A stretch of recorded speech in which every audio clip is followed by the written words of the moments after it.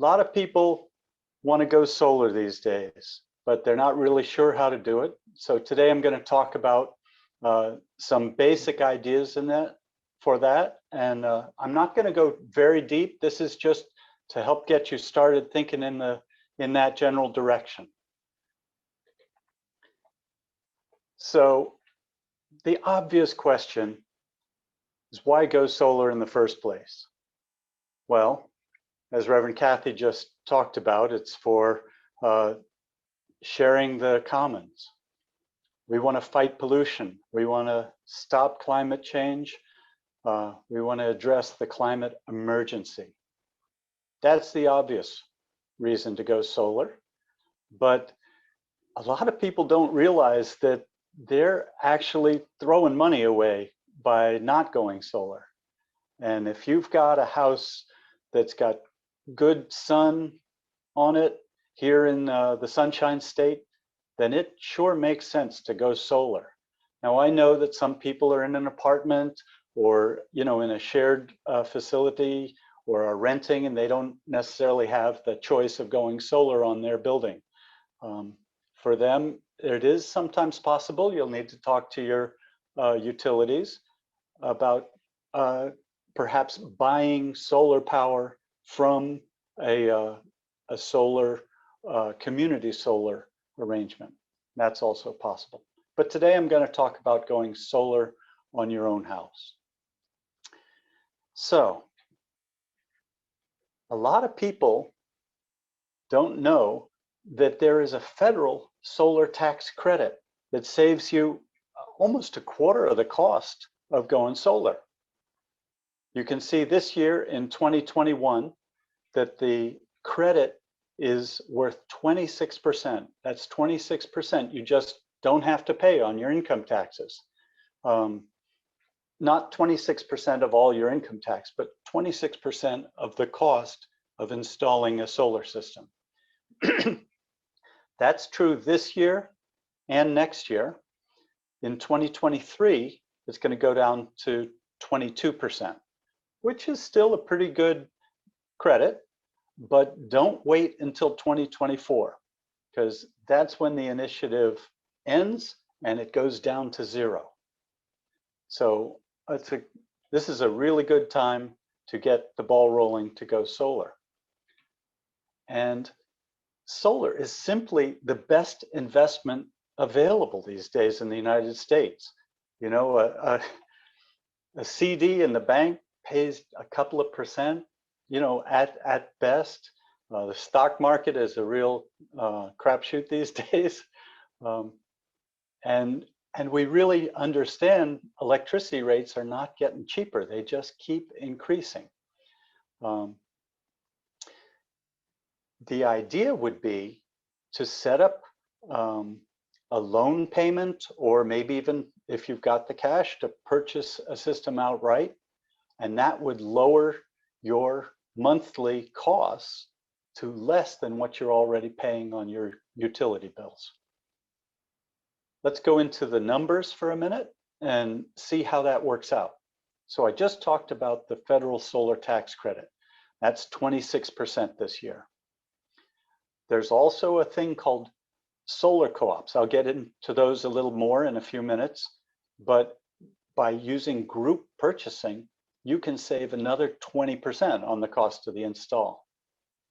And then Florida homes with solar panels are really attractive on the market these days. And Zillow, if people have ever used Zillow.com, they've determined that in Florida, it increases the resale value of your house by about 5%, 4.6%.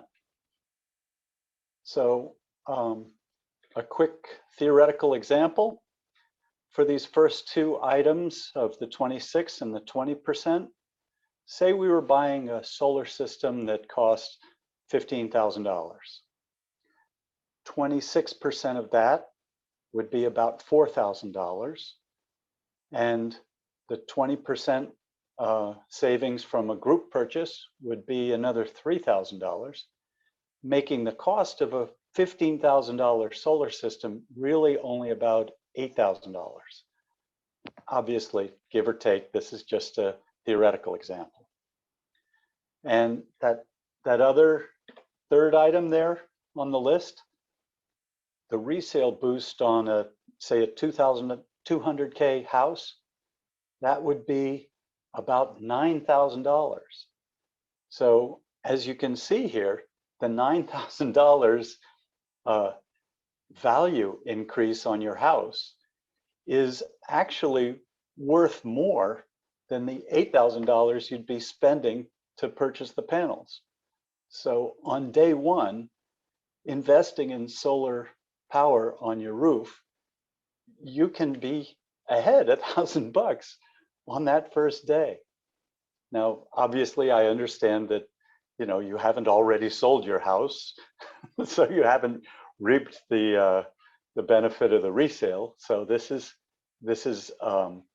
simply on paper that you would be benefiting, but this is the kind of thinking that you should be doing to start calculating your savings on going solar versus every month just paying the electric company another several $100s worth of utility bills. A concrete example, a non-theoretical example, our daughter up in Massachusetts, she went all in. She bought an old house that was pretty drafty, and she put solar on the roof, and she put one of those big Tesla Powerwall batteries in the basement, and a couple of mini split air conditioners, and all of that for around $30,000. Over the 25-year warranty of those solar panels, she's projected to save $72,000. And let me point out that a 25-year warranty is just the warranty. The panels last much longer than 25 years. That's just, you know, the warranty time. So she's going to save even more money on that. Let's get into a little bit of how solar works.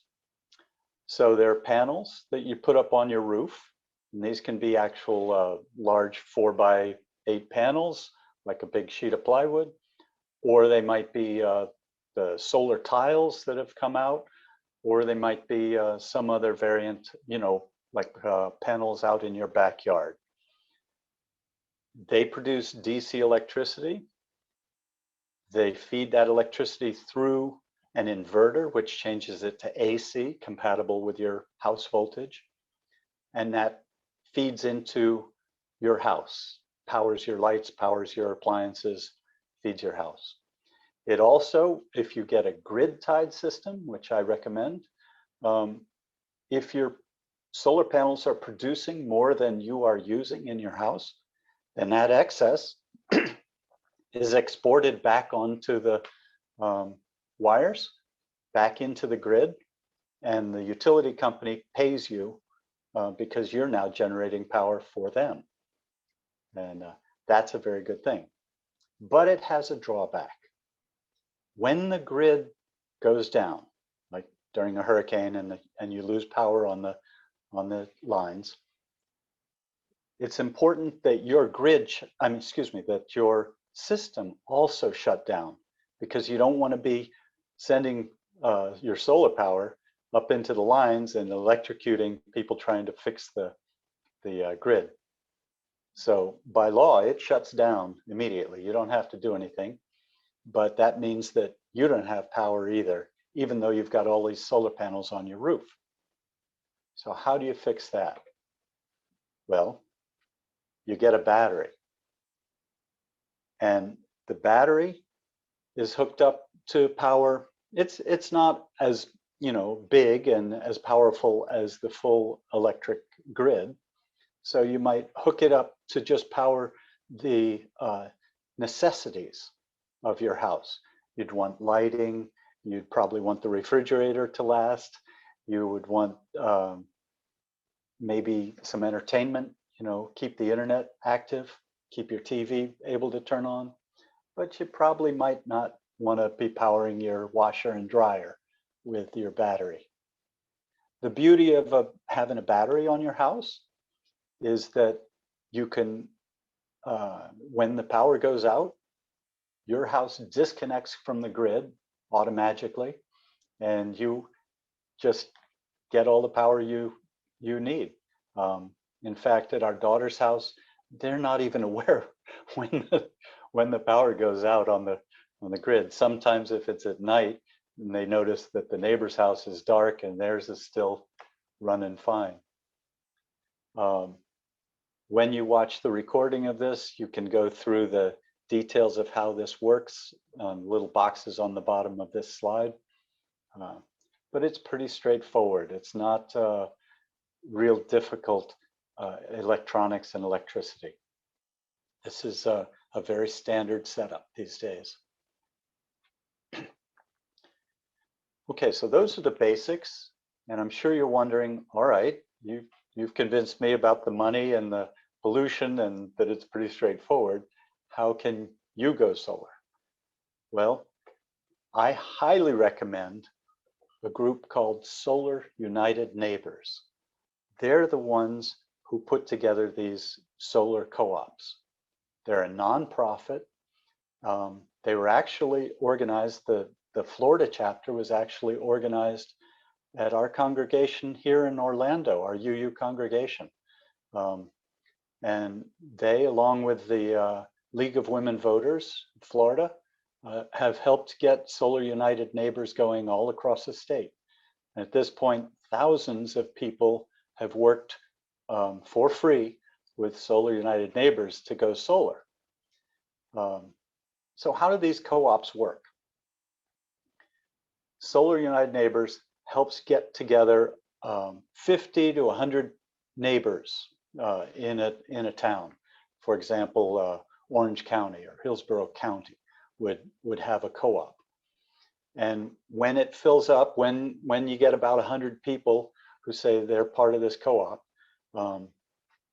they send out requests for bids, RFPs, and the installers say, wow, you've got 100 potential customers for me? Sure, I'll give you a bid at a reduced rate because you're saving me all that overhead of having to chase down customers. And they offer a group rate.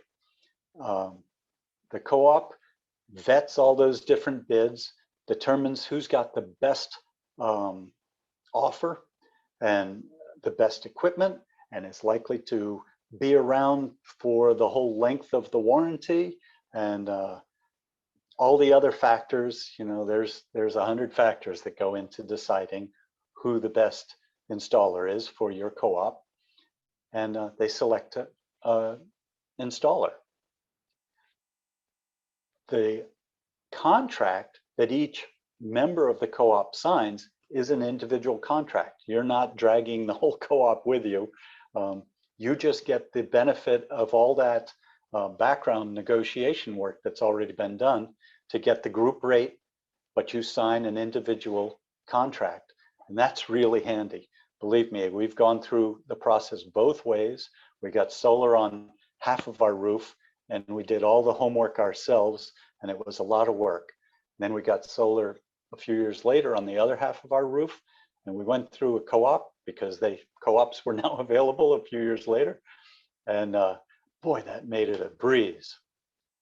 The one drawback is that last bullet point there on the left. It takes about 6 to 8 months to get 100 people together into a co-op, to form that co-op and do all the vetting and everything. So it's, you know, it takes a little while. And that is why I showed you that graph of the solar tax credits, that they are eventually going away in 2024. So if you want to get the solar co-op rolling, you'd want to get that going sooner than later. But say it's almost 2024 and you don't want to lose that 22% of federal solar tax credit, well, then you can go with individual support. And Solar United Neighbors does do individual support, and that can be a much faster timeline.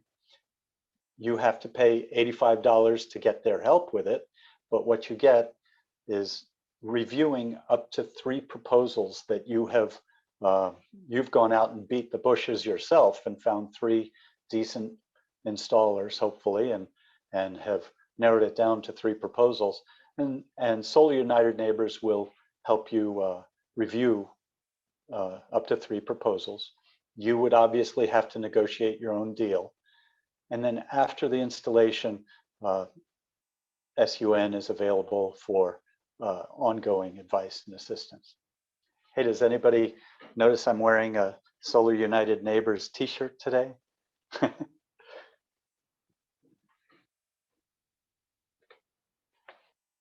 One of the other things I like about Solar United Neighbors is that not only do they help you go solar, but they get people together. And this is one of the things that the UU congregations really like around the state, is that they help other people with similar values of solar join together. And they also harness that to lobby politically, so that if your fossil fuel interests are resisting things that might help resolve climate change, you could fight back using your political power. And with the help of Solar United Neighbors, you guys can put your clout together. Those other fossil fuel companies, they have a lot of clout that needs fighting. All right, let's move into electric vehicles.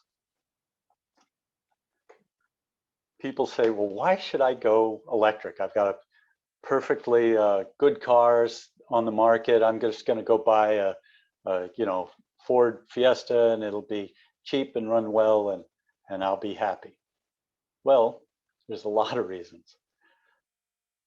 They are very fast, which makes them a lot of fun to drive, and they are obviously friendly for the environment. There's no pollution coming out of the tailpipe because there is no tailpipe.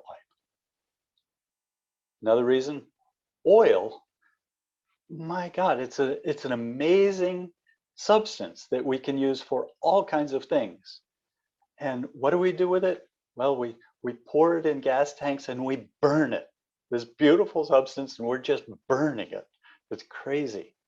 And did you know that an internal combustion engine wastes 90% of its energy as heat?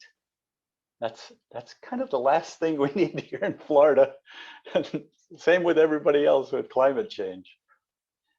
Also, EVs are very, very low maintenance. An internal combustion engine has about 2,000 moving parts, valves, cylinders, gaskets, all this stuff that goes wrong, oil, versus 20 parts in an EV. There's nothing to break. It's all, pretty much solid state and motors. They're also great for emergency power. I'll get into that in a few minutes. And finally, you'll be on the right side of history. And history is catching up with us really quick. They're saying that in Norway, they expect their last gas cars to be sold by April this coming year. So less than a year for them. And I guess Jaguar and Land Rover are stopping manufacturing gas cars by 2025, which is only 4 years away. And the other thing is that as the EVs come on the market, and they are coming on exponentially, and humans aren't really good at detecting exponential change, be aware that selling used gas cars is going to become more and more difficult. They will eventually become stranded assets, just like horses and carriages were 100 years ago. All right. The big question with EVs, though, is people always ask, well, how am I going to charge my EV? Where can I charge it? Well, the obvious answer is at home. After all, you just put solar power on your roof, right? So you can plug it in for free. But I tell people to think about EVs like their cell phone. You don't typically go to the grocery store plugging in your cell phone. You go through your day, At the end of the day, you come home and you plug in your cell phone and you plug in your EV, and the next day you go out and your car is all charged up, your phone is all charged up. That's how simple it is. But say you're Reverend Kathy and you have to drive over to Tampa. Well, you probably want to charge on the way or charge somewhere else than your home. And that's what this map is about. As you can see, there are all kinds of chargers all over Florida. There's no problem with driving around and getting charged up. I've driven down to Miami from Orlando. We've driven down to South Florida on the West Coast. It's just not really very hard. I'll mention that Orlando, within the last year, has installed 100 chargers around town. That's the speed at which this is changing around Florida. Okay, emergency power. That's a great thing to do with an EV, but if I was there, I'd invite you all out to the parking lot and show you how I hook up my EV to deliver emergency power. But since I'm not there, I'm going to ask Reverend Kathy to play a little 4-minute video for us that shows me hooking up an EV. So. Hi, I'm Charlie Behrens. In the next few minutes, I'm going to tell you how to power your house in an emergency. Now, when most people get the solar system, they think they're going to buy a big battery for backup power.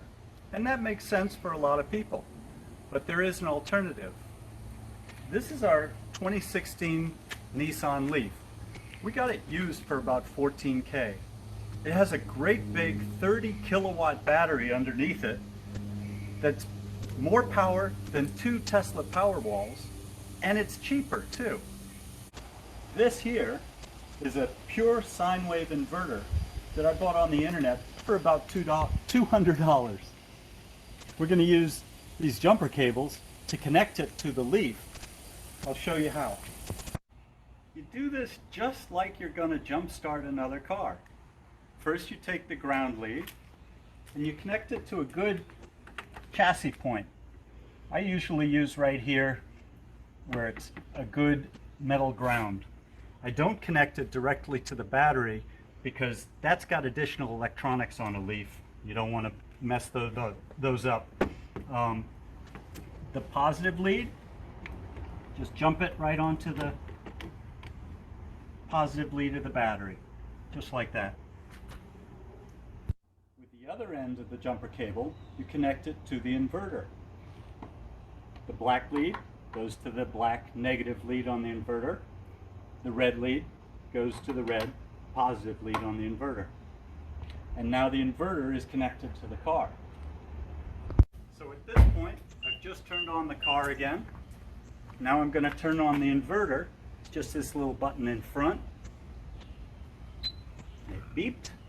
I plug in a lamp to one of the multiple plugs on the front here just to make sure it's working. And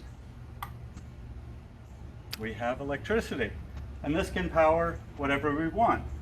It's at this point that I would take a heavy-duty extension cord and plug it in and run it into the house and plug in other things.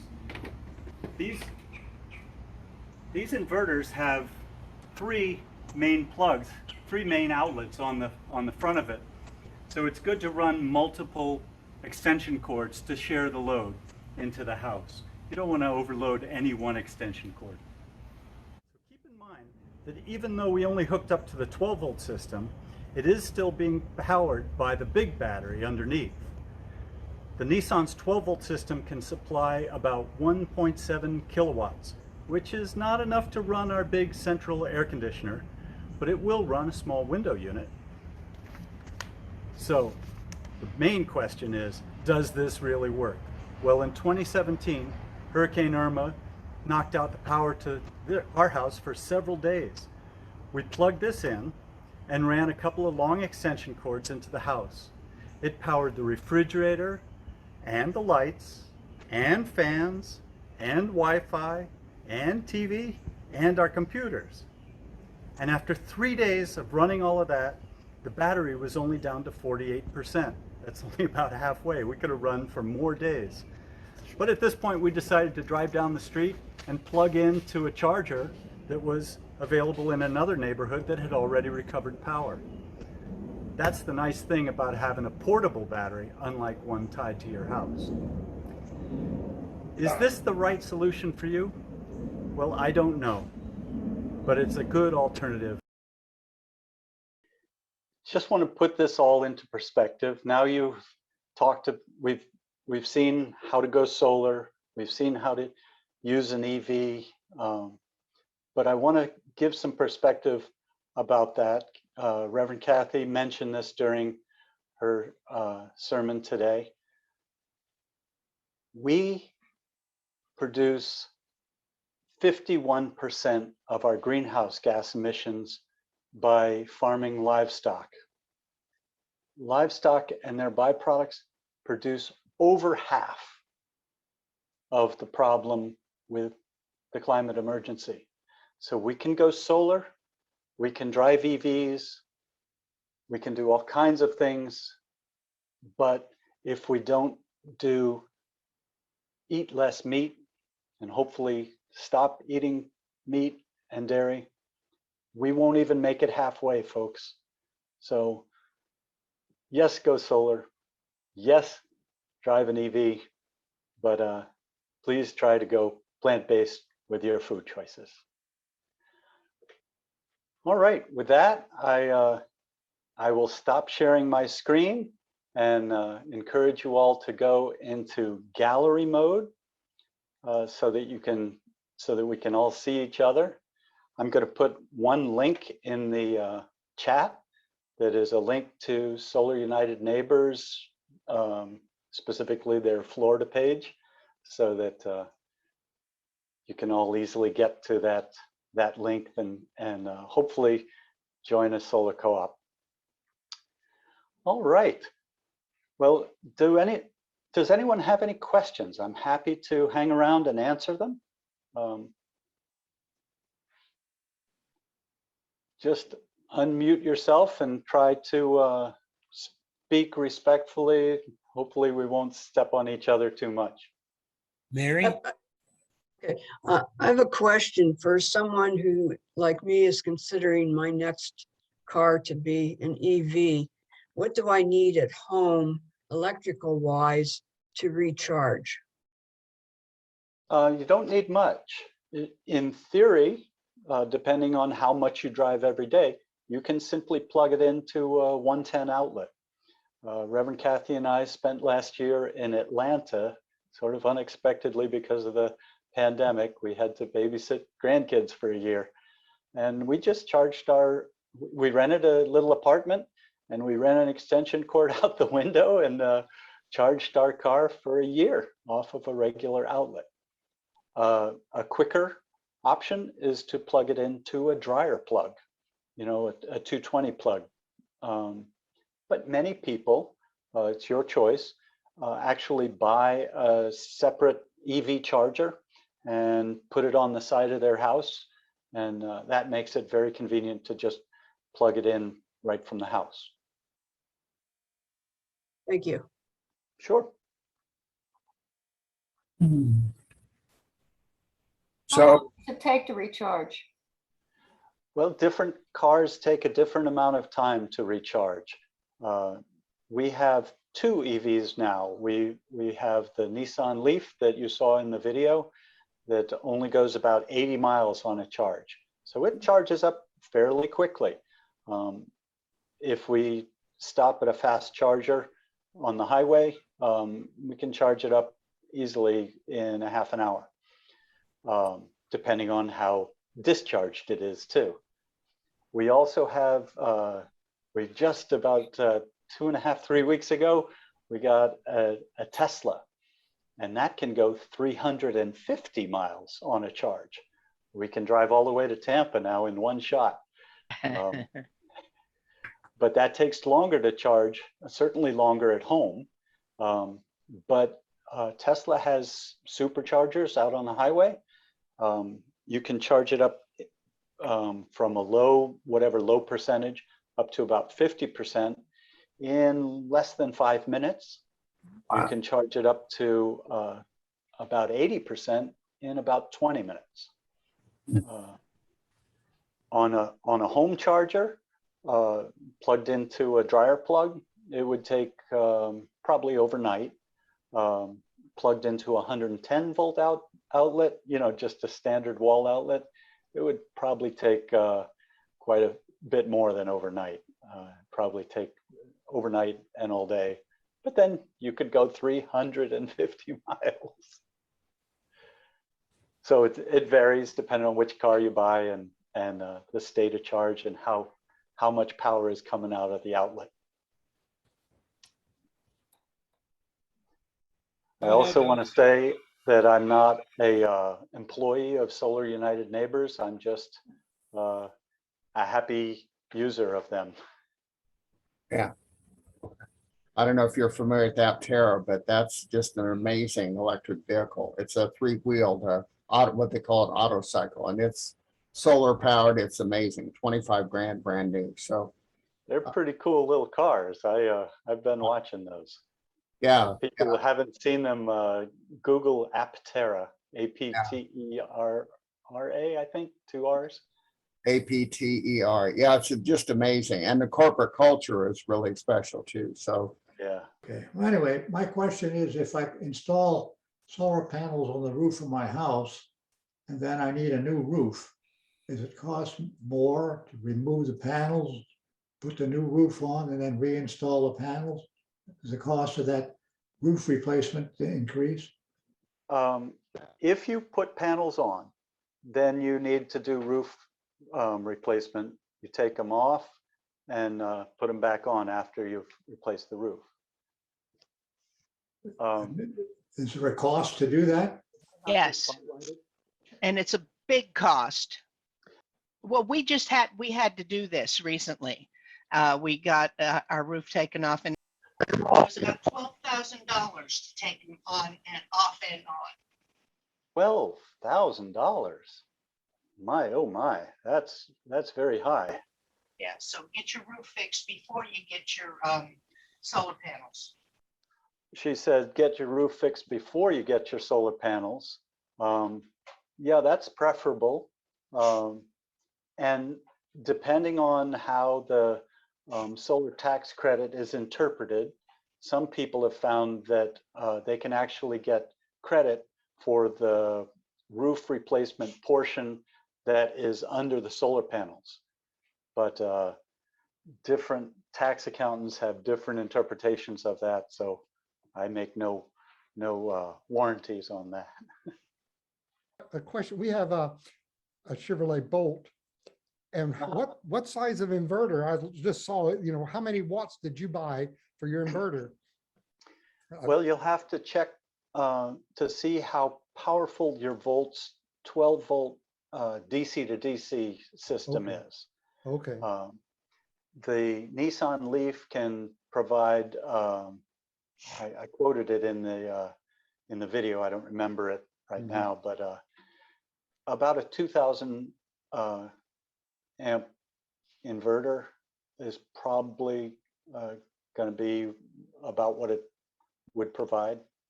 Right. And I'll also mention that Tesla does not like this process. They don't want you to hook up an inverter to their system. So they actually have a clause in their warranty about not doing that. So that's one of the reasons we hung on to our used Leaf. We bought that from Carvana for under 14K, and we use it for an around town car and for our backup battery. Now, why can't, people install generators. Why can't we have a switch for our solar power instead of a battery? Well, that's a really good question, Russ. The reason is the solar panels generate a varying amount of electricity. Exactly. and that can really wreak havoc with your appliances in the house. Right. And by having a battery attached to your solar system, it regulates and stabilizes that power going to your appliances. Okay. Okay. Things like light bulbs, they can handle it. They can handle a variation, but you really need the battery to stabilize the Okay. house and the load. All right. That makes sense. Okay. Oh my God, I didn't mean to make sense.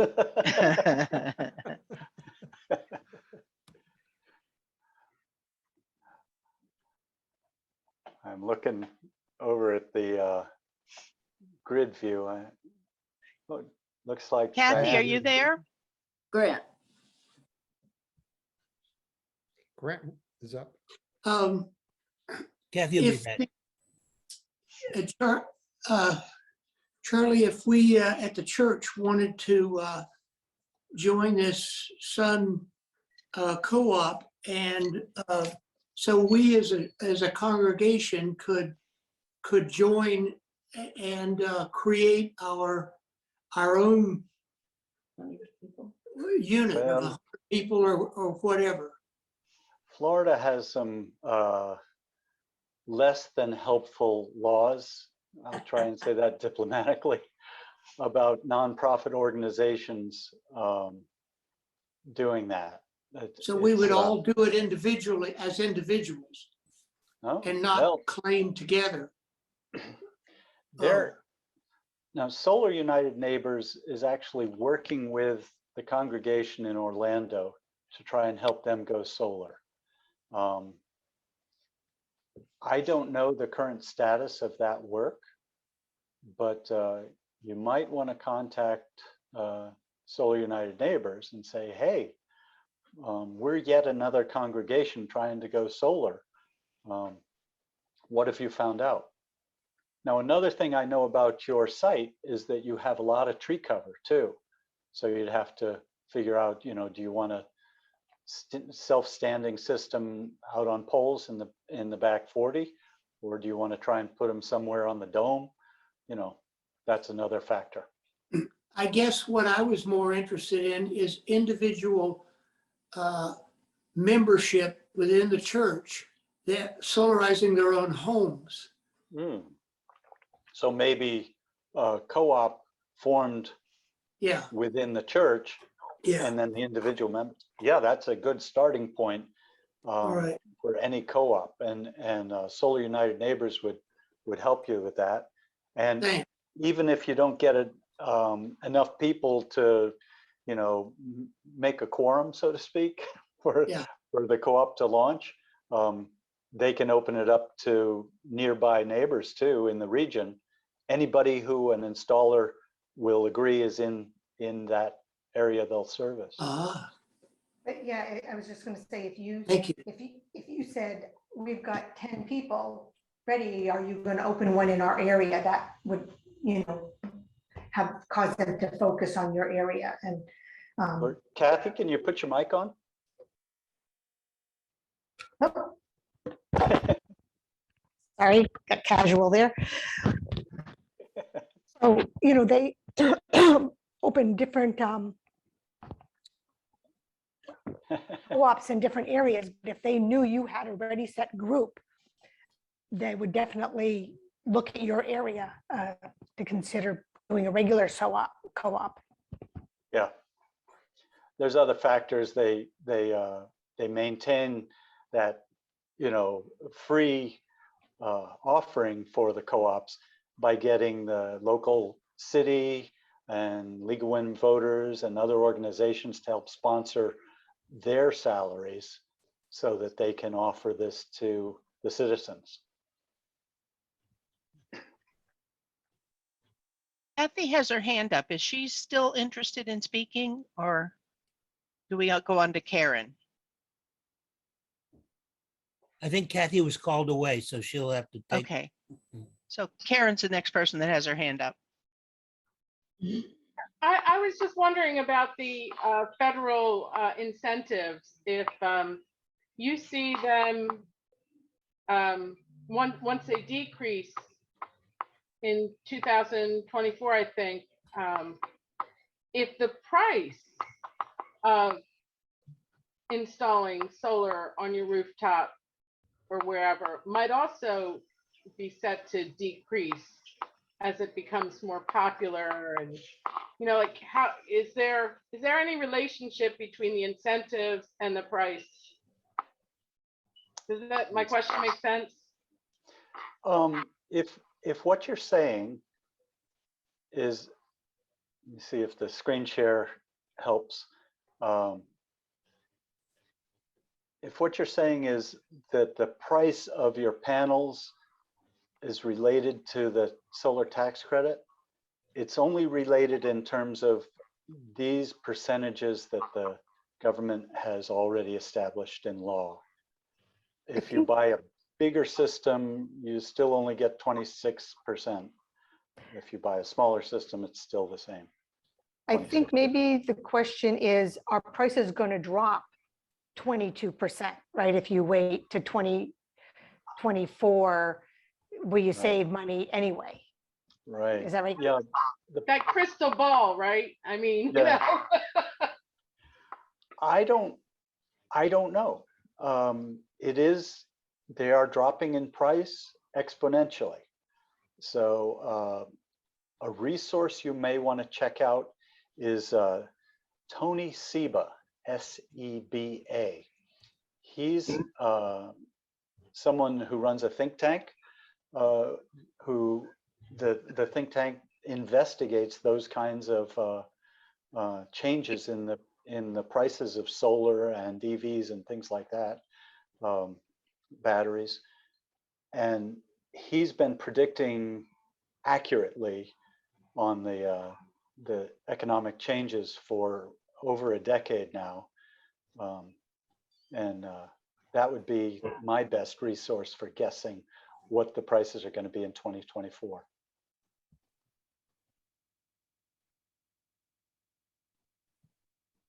Does that help?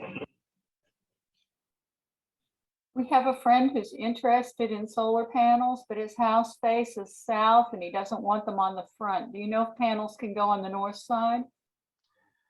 You will get less sun on them, and so you would probably want to put even more panels up. So it would increase the cost of your system. But another option might be to shift over to a solar roof.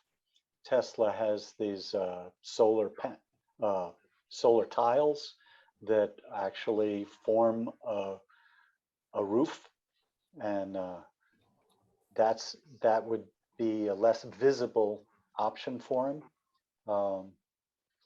But ideally, you want to put them in the sun, and my personal opinion is I want them as visible as possible. I want to shout it to the whole neighborhood. Hey, yeah, folks, go solar. So that's my perspective. But yeah, if you have less sun, you'll need more panels to get as much power.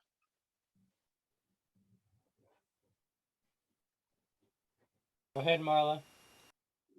Yeah, I have a couple things. I went to a Solar United seminar, maybe 4 or 5 years ago.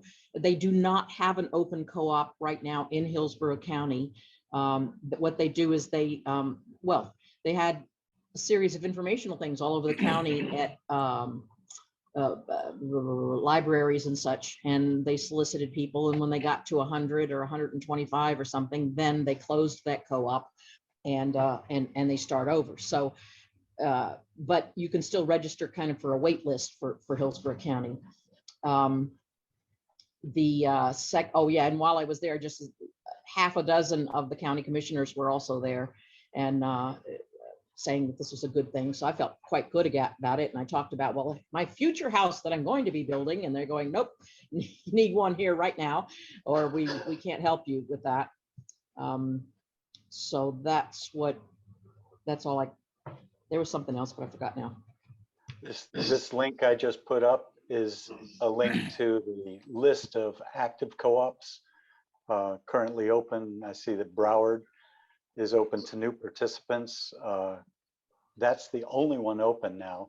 So my expectation is that they're working hard behind the scenes to open up a bunch of new ones.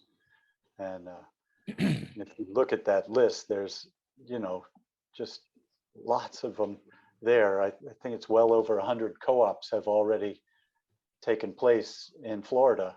And if you multiply that by 100 houses per co-op, that's a lot of people going solar.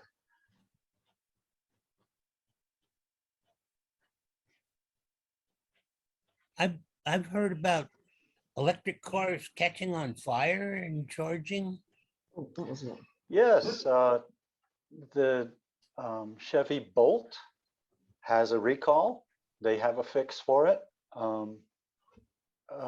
My understanding is that 20 of them around the world have had this fire problem, and they've sold a whole lot more than 20. And if you think about it, gasoline cars catch on fire. There are more than 20 gas car fires per day in the United States. But yeah, that's a serious issue. And for people who have not yet, who already have a Bolt and have not yet done the repair, they should park outside when they're charging.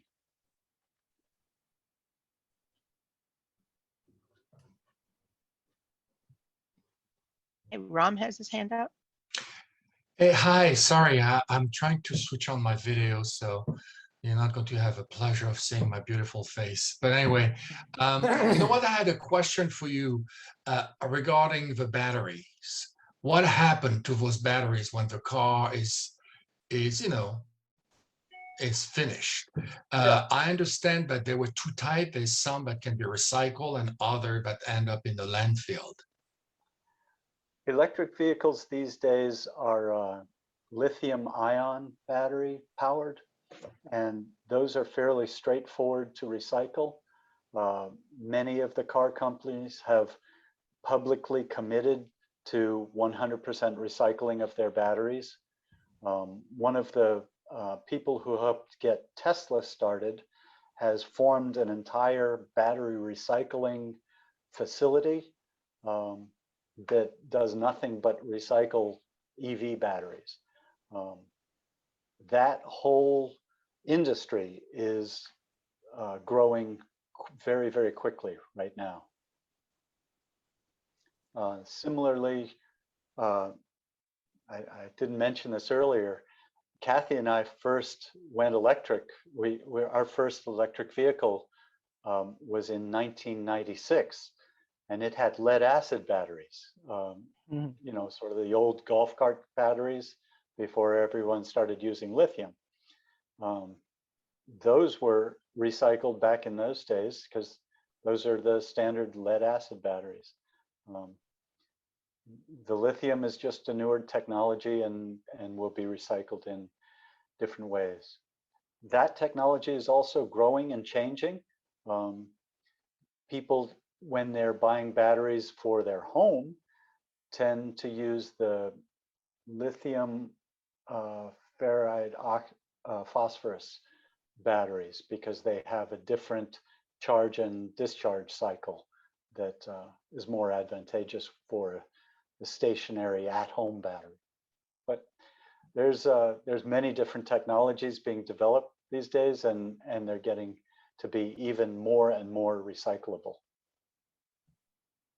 People are wanting to get away from cobalt and other difficult to resource materials.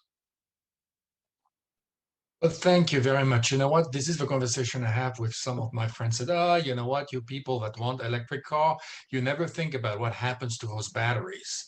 And there is this fake news going around that is so strong about, you know what? You're polluting the landfill and the earth with all those batteries and things like that. So I'm so glad that you clarified this.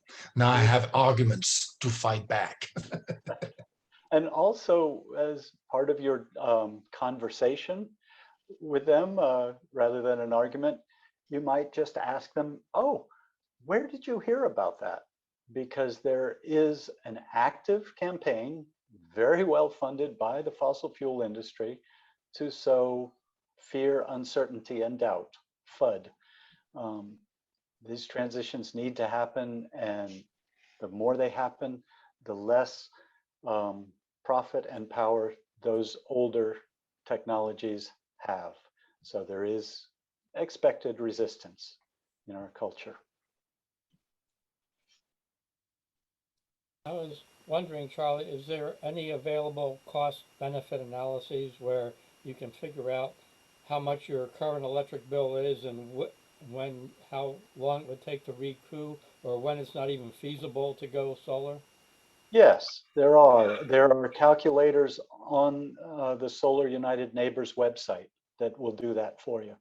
And there are other ones out on the web if you just want to Google it.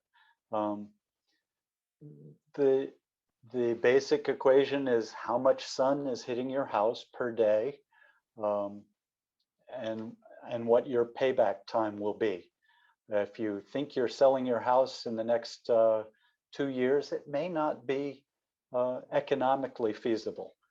On the other hand, with that 4.6 increase in sales, it might make sense to increase the value of your house before you sell it. You get more money out of it that way. There's also other finance options where you can get a PACE loan, P-A-C-E. I forget what it stands for, but it allows you to attach the loan to your taxes, and that becomes part of the property.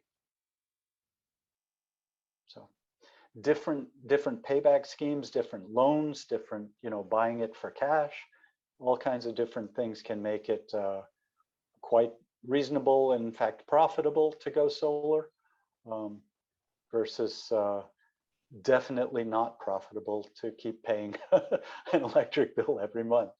That never comes out even in no matter how many years. Thanks, Charlie. Sure. I want to be respectful of people's time. It's close to 12:30, and if you're feeling like you've had to stay online to be polite, you don't need to. But I'm also happy to remain on and continue to answer questions. I don't have a commitment outside of Reverend Kathy might get hungry.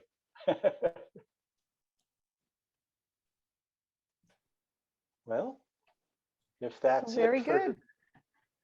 I'll thank everyone, and I hope that this is enlightening to you and that you feel empowered to go solar and to drive an EV, and hopefully a solar powered EV.